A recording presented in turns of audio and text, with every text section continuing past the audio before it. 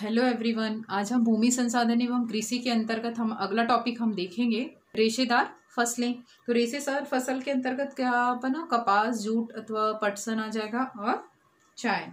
तो ठीक है, प्राय ये कहते हैं कि रोटी, कपड़ा और मकान मानव की मूलभूत आवश्यकताओं में से एक है।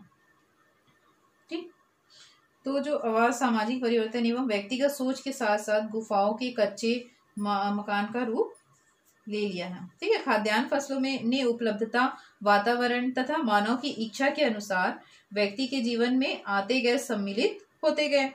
ठीक है, पर व्यक्ति जब अपने आप को सभ्य कहने लगा तो सभ्यता की पहचान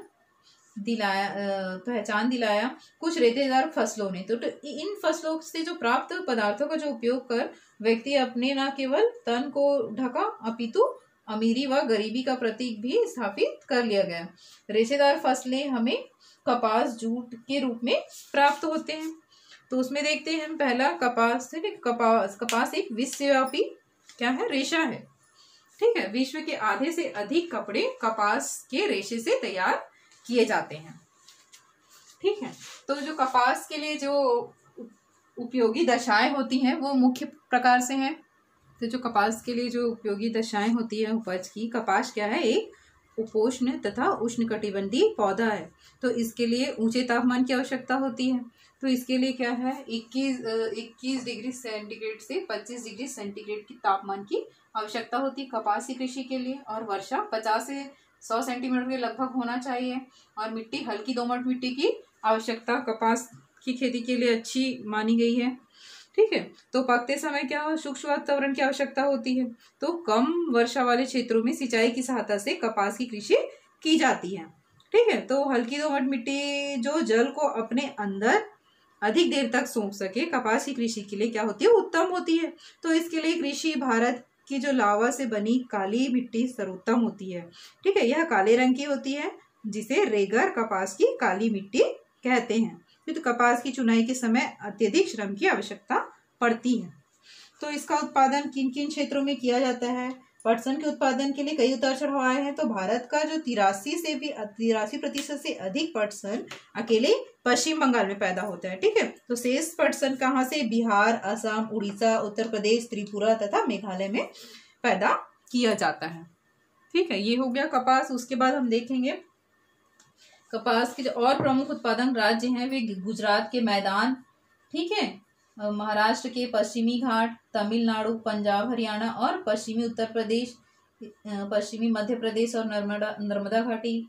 ठीक, कपास के उत्पादन में इन राज्यों की भागीदारी इस प्रकार है। महाराष्ट्र से कितना, 26.6%, आंध्र प्रदेश से 18.5%, गुजरात से 16.9%, पंजाब से 13%, हरियाणा तथा कर्नाटक से 7%।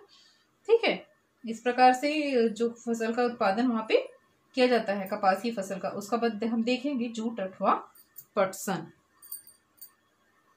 जूट अथवा पटसन के लिए देखेंगे कपास के बाद पटसन भारत की दूसरी महत्वपूर्ण रेशेदार फसल है। ठीक है, पटसन का रेशा सस्ता तथा मजबूत होता है। तो इससे टाट, बोरियां, रस्सियां, कालीन तथा सजावट की वस्तुएं बनाई जाती है जूटों से।